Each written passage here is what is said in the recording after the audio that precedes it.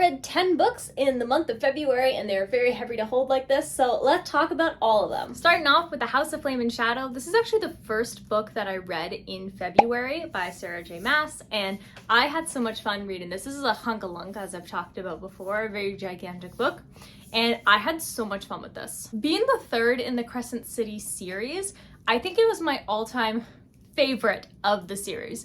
The first one was like really hard to get into because like the world building was so intense. The second one was okay, but the third one like blew me out of the water. Like it was so fast paced. I had so much fun with it. I rated it 5 stars because it was so great, and I just had like a great time with it. Like the crossover was so good, and I was honestly like shocked that there were like negative reviews in my Sarah J. Maas book club. I was like, what? Like, how could people hate this literary masterpiece? But yeah, I thought this one was really great. I liked the tie-in of like sci-fi, because like I've never really read a Sarah J. Maas that was like sci-fi. Like she's always very fantasy focused, and so like kind of stepping out of her comfort zone. I think she did a really great job with this book. I had a lot of fun with it. It wrapped up Bryson Hunt's story really, really well, and I think the actions of the characters made a lot of sense, and like it left room for the other characters to kind of have their own stories, which we've seen that happen with ACOTAR, and we're still waiting for that 6th book. And so Crescent City is going to be very similar in that way. So I had fun with this. I like this one. I'd recommend this one, but I would recommend it only if you're okay with suffering through a little bit of world building, because that world building was rough. Next up, we got Carrie Soto is Back by Taylor Jenkins Reid. This one was such like a fun and kind of warm kind of book, and it's basically about this tennis player named Carrie Soto, and she retired as like, she had the most Grand Slam titles like in the world, and then she retired, and then she came out of retirement because somebody else basically was about to get and break her record. So she's like training again, like with her dad, who was like her coach, and they had like a little falling out, and they kind of like established their relationship. Like, I mean, the relationship was established like before then, but like it's even more so, like it grows more. And this one was really fun. I really enjoyed just like kind of moving along with it, having a good time, following Carrie, and it made me like, I don't watch tennis, like I'm a soccer kind of girl, but like watching, it felt like I was watching the best parts of tennis when I was reading this book. I gave this book about 4 stars, I believe, because although it was good, it's not like 5-star worthy. Like, I don't think about it every single day. Like, it was definitely an entertaining and fun read, which is exactly like, I mean, what I was looking for when I picked up this book. So yeah, it was really nice. It had like a really good relationship with like Carrie and her dad, and like all that. It followed her along. It made you really care about tennis somehow. So yeah, I had a fun time with this, and if you want kind of like a nice kind of sporty read, this one's probably should go on your list. Oh, Kerri Maniscalco, The Throne of the Fallen. I love this book so much. I got my coworker to read it as well, and now she's read all of the books, even like the books that came before this that were originally, so they were the YA books, and then this is like the adult book. And so my coworker's already read the YA ones. She says they're really, really great. And yeah, so I'm basically just trying to convince everybody to read this book because it's so good. I also got one of my other friends to read it too, and she finished it all as well. So this is good. So The Throne of the Fallen was really, really fun because it followed along like Prince Envy, who was one of the 7 deadly sins, and it followed Camilla, who's an artist who's basically being blackmailed by this guy. And it kind of like follows the tension between those two and how they're kind of forced to work together because of like this game that Envy's involved in, that kind of like he needs to win or he'll pretty much lose his entire court. And so it was so much fun. There was a lot of like puzzles. It was a little bit predictable, but like in like an okay way. Like it was just such a fun read, and the spice of it, that's what it's really all about. The spice of the book, and then the characters and the world, and just everything about it was just so much fun. So I gave it a 5-star.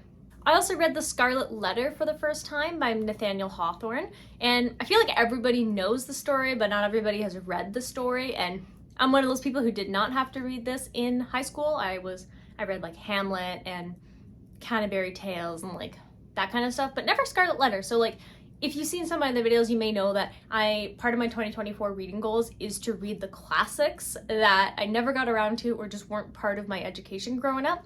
And so I read The Scarlet Letter, and I did not like it. It was so boring. For such a small book, it really felt like I was reading this for an eternity. Like, it was rough, okay? It was really, really rough. It also had like that old-timey writing that I'm not fond of, that I have a lot of trouble like trying to get into. And also, I didn't really care about any of the characters. I thought the story was like really outdated, and I mean, I'm coming from a place of privilege, right? Like, I'm a Canadian, so like, you don't have to be married to have a child, and you will not go to prison if you have a child. So it could also be that, like, I am a privileged person, and I just couldn't relate with the story. But I think that it was still like, I'm still like glad that I read it. So I actually did give it 2 stars, even though I didn't enjoy it. And that's because I think it's good to kind of reflect back and look back in time and see like, what was the world kind of like?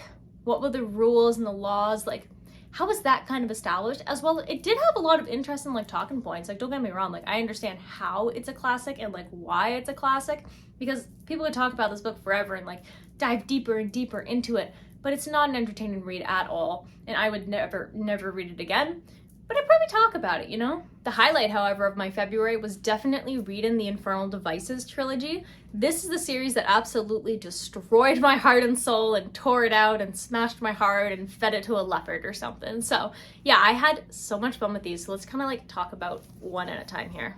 So Clockwork Angel is the first in the series. I gave this one an honorary 4 stars, but in reality, it's actually a 3.5. So it's a 3.5. I gave it honorary 4 because it did surprise me at times. But it's fun. So basically, the Infernal Devices trilogy follows along Tessa Gray, and she basically discovers that she can shapeshift, kind of helped by the Shadow Hunters, which are just like this group of people who like fight demons and stuff because they have like angel blood in them. And it kind of follows along like her adventures with them and like trying to stop like the bad guys and all of that, and just kind of being incorporated into the world. So this one was a lot of like world building and introduction, so I didn't really like it as much, but it did get better as the series progressed. So the second in that series is The Clockwork Prince, and I give this one a 4 star. It again follows on along with the characters, and there's more development of the characters and better relationships established and more heartbreaking events. This is where the series really started to like take a grip on my heart, but it wasn't until the 3rd one that it ripped my heart out fully. And the 3rd one is The Clockwork Princess. This one I gave 5 stars. I still think about it on the daily. Finished it weeks ago. Still think about it. Anytime I think about it, my heart hurts. My insides hurt. I love these characters. I love them. I do. It's true. So yeah, this was like a really fun series in terms of like fun, but you're like suffering while you're reading it. So like, that's my favorite kind of story. Like, it really has to have that emotional connection to me. And these 3 books collectively did. Next up, we got Wildfire by Hannah Grace. I gave this one 4 stars because I was very disappointed that there was no spice in this one. Icebreaker was so spicy that it really set like that precedent. I was like, oh yeah, like Wildfire is gonna be like the same kind of spice because it's the second in the Maple Hills series, but this one was not spicy. It was like 1 out of 5 spices. And so, I mean, it doesn't make it bad. It's just like I expected something different.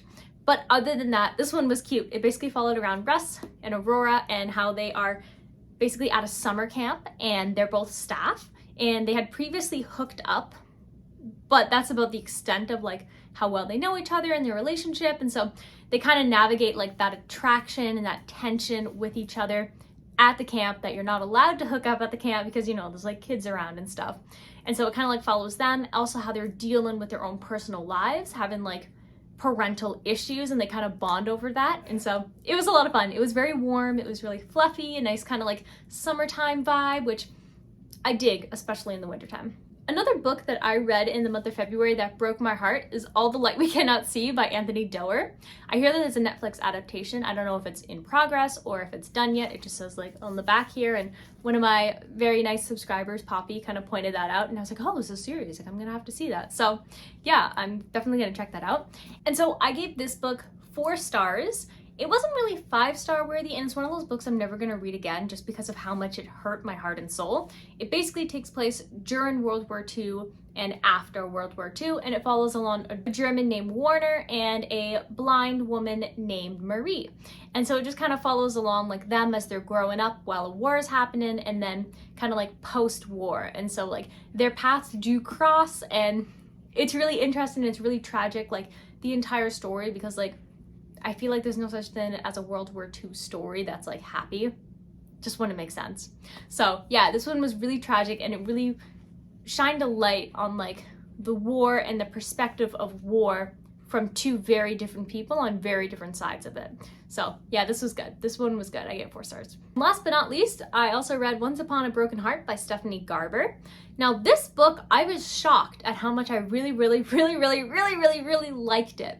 And that's because there's nothing special about it, and that's what really weirds me out about it, that it's not unique. It's just like your kind of run-of-the-mill, like cutesy, fantasy, romancy, Disney-esque kind of story, but it just gave me that like feeling of like nostalgia and magic and whimsical that I couldn't help but honestly love it and fall in love with all the characters in this book. And I think it's mostly due to just how well it's written. Like, it's a beautifully written book. You can really feel the magic on the pages. The descriptions are really well done, and like there's like words you'd never think that would be together that make perfect analogies. Like, it's beautiful. It's awesome. I love this. This was 5 stars. I read it in like 9 hours, like just in one sitting. That was it. I'm like, time to read this. And I was like, oh, I can't stop reading this. So this is really great. So yeah, these are all the 10 books that I read, and he's trying to run away in the month of February. So thanks so much for watching. If you haven't already, don't forget to hit the subscribe button and turn on the bell notification. That way you get notified anytime a new video comes out. So you can tell I like to read a lot of books, and this gives you a really good idea of the types of books that I do really enjoy reading. So if you like reading these kind of books, or you like watching people read those kind of books, definitely hit subscribe. And if you enjoyed this video, hit that like button, and I'll see you in the next video. Bye!